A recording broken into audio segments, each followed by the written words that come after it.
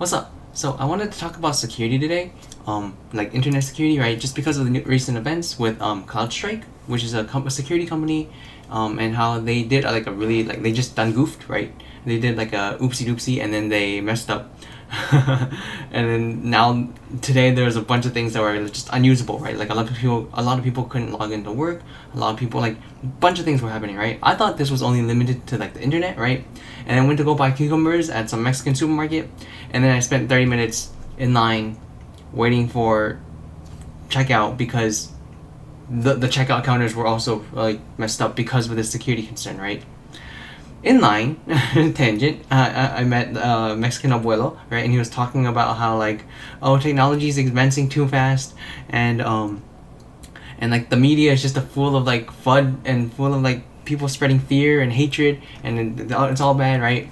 But that's for another video, right? This video is about security. Basically, what happened was this company, right? They created a product. They had a product, and then they updated that product, right? And this product was used by a bunch of different sectors of the economy, right? So you have your airlines, right? Your banks, your retailers like McDonald's, right? I think McDonald's in Japan, they weren't operating today, right?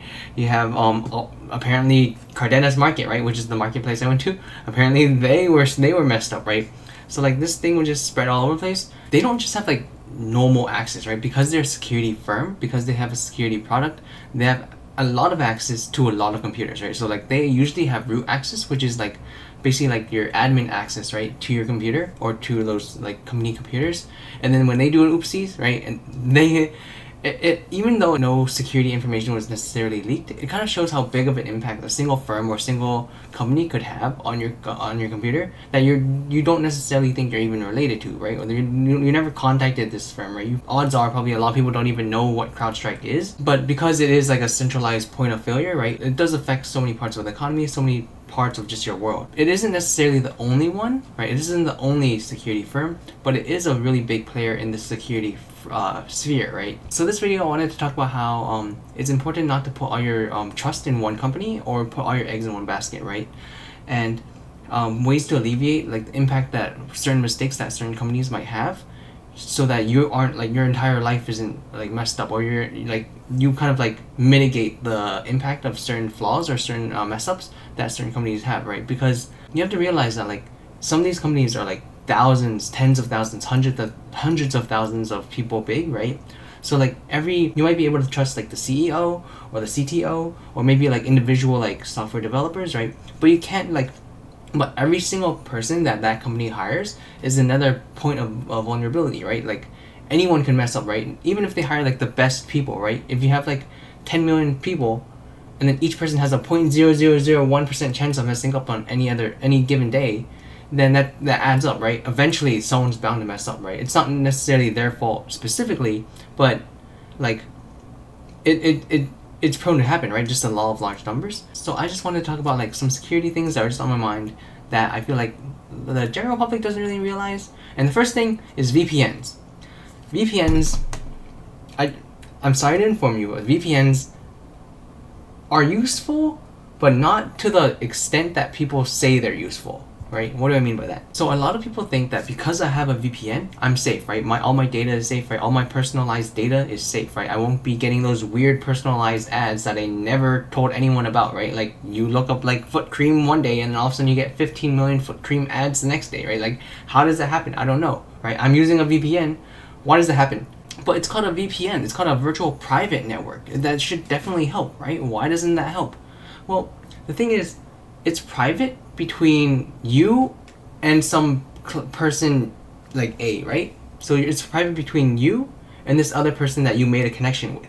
So outside people can't see what's happening, right? So I think a good analogy would be that for a VPN would be, let's say what a VPN does is basically it's if you lived in a big cave system, right? Anyone outside of the cave doesn't know what you're doing, right? Or where you live, right? Because the VPN can kind of skew where you live, right? It kind of changes your IP address so that it pretends you're in Brazil or it pretends you're in Pakistan or something, right? Basically anyone outside of that cave system can't tell where you are, right? but you're actively sharing information with your destination target, right? With the website you're reaching, with the website you're going to, you're sharing that information with that website. And then those people might be scary. Those people might be like evil, right? And they might basically just sell your information to the person that's outside trying to snoop in, right? And honestly, that type of data brokering actually happens so often. There's entire companies that like they make their living and they make their entire wages or their profits based off of just selling people's data, right? And like buying it from companies and selling it to other companies, right? That's why I say like VPNs aren't necessarily that important, because like the other thing is also like if you're just at an airport, I mean, unless you're like checking your bank account or like you're like doing all this stuff, or you're just on YouTube, like people know that you're on vacation, you're probably just on YouTube, you're probably just like, I don't know, like trying to translate where the bathroom is, right?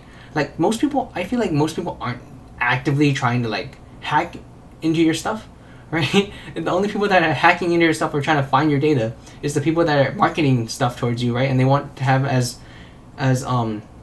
targeted of an ad as possible to earn as much money. That means that you have to trust that person A that you're going towards, right? And that's where the issue lies.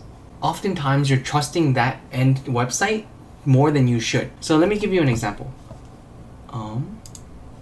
So let's say I'm looking for a taiyaki maker. Let's see, okay? And then we go down to, let's just click the first one. So the first thing you'll notice, right, is right here. Best experience my butt, right? Click this triple thingy. So they're basically taking the fact that you looked up taiyaki makers, right? And they're like, okay, pair this with whatever, right? And then share, and basically when they say marketing and retargeting, they're taking your data, right? And they're just selling it to data brokers who will then sell it to someone else, and they'll sell it to like other marketing agencies saying like, oh, Jason is looking for taiyaki makers, maybe he's interested in Japanese food, Japanese recipes, or maybe whatever, right? That's the first point of like security and like of data, right? You're trusting the websites that you're going to too much, right? So then a lot of times you have to click into here, and then you have to like let's see, so you can click or you cannot click, right?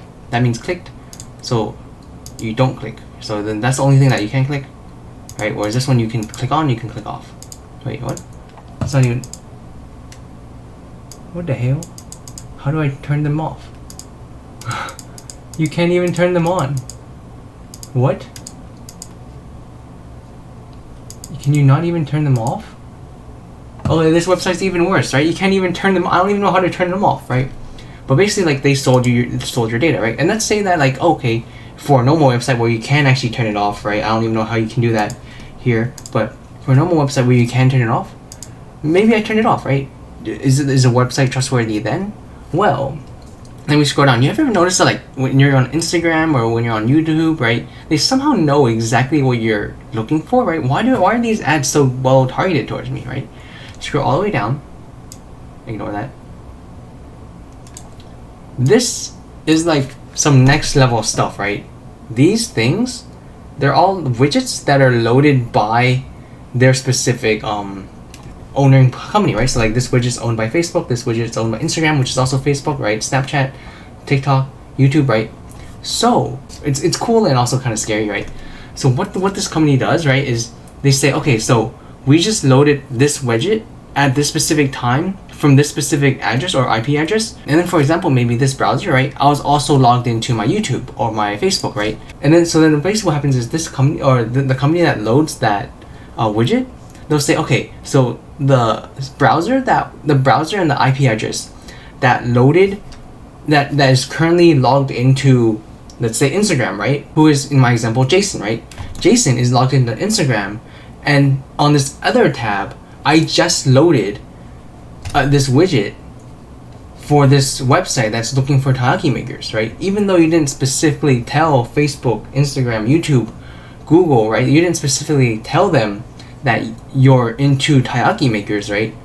They made the comparison, they made the pairing, like, okay, so this person is probably, so the person that's looking for taiyaki makers is probably this person that's also logged into this specific account, and therefore they made that match, and now they can market taiyaki makers to you the next time you're logged into Instagram, the next time you're logged into YouTube, right? Okay, so what if I'm completely logged out, right? What if I'm just logged out of all my things? I do everything on incognito. I log out of all my accounts every single time I go on the internet because I'm OCD like that, right? Well, if that's the case, then here's another thing that you might be doing that might be where you might be accidentally leaking some more data. Always maximize your browsers, right? And don't like, it's not minimize, I forgot what this is called. Don't window mode it.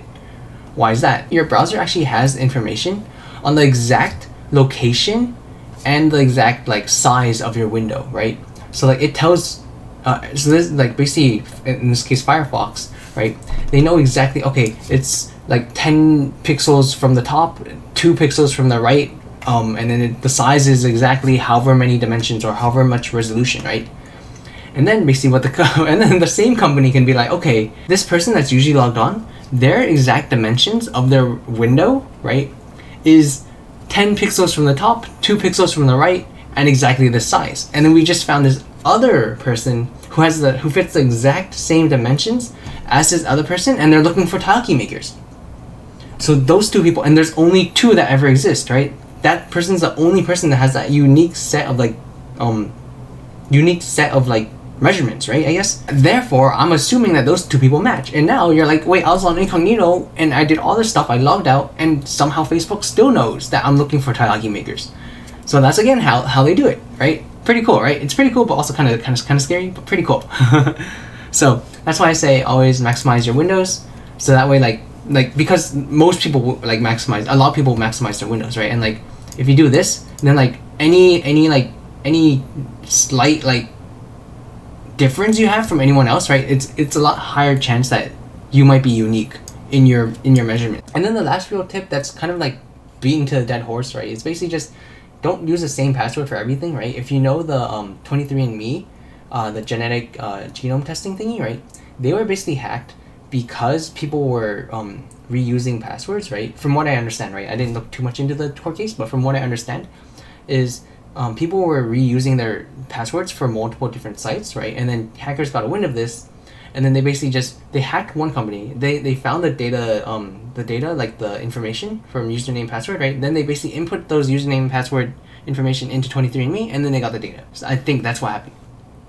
So the big thing is don't try not to reuse your passwords. You don't have to have like a bajillion different like symbols, like exclamation mark, like characters from different languages or whatever, right? Try not to reuse your password over and over again, because if one of those companies gets hacked, right, and then your login information gets stolen from there, what if you're reusing that same login information for a bajillion different websites? Then you more or less just got hacked by all your different websites, right? So just try to have like maybe at least a slightly different password between like different websites, so that if you do get hacked in one of the websites, right, if one of those websites does get hacked, then you're not screwed for all the other ones, right?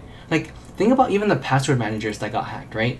Even password managers, like security companies that are known for that, basically they're saying, okay, we're going to generate the most complicated password ever, no one's going to guess it, and then all you need to do is you need to remember one set of passwords, right? Your login password for that specific website, for that specific password manager, and then you're infinitely safe, unless that one company gets hacked, and then now you're infinitely unsafe. Right? So you don't want that to happen. So I guess the main thing is just to plan for a company to get hacked, and then just mitigate that hack as much as or mitigate the effects of that company getting hacked as much as possible, right? If one of those companies does get hacked, then at least it's only that one company, or only those few companies, only those few websites, and not all of the websites you go to, right? So those are just some of my thoughts, some of like maybe like some tips that I had to make sure I was recording. Those are just some of the tips that I had for I guess mitigating any security concerns you might have.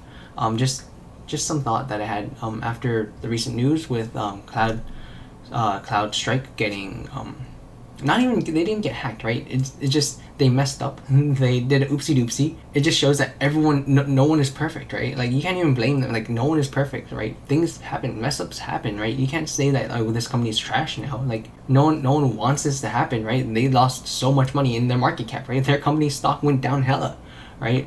I think it went down like almost like 19% in the morning, and then now it's like, and even now it's still down 10%, right? So like no one wants this to happen, right? It just shows like you have to be you can't trust companies. You can't put all your faith in a company to be perfect 100%, like 24/7, but you can try your best to mitigate the effects and impact when a company does mess up or when a company does get hacked. But yeah, those are just my thoughts. I don't know. And if you have any like other security tips, please let me know in the comments down below.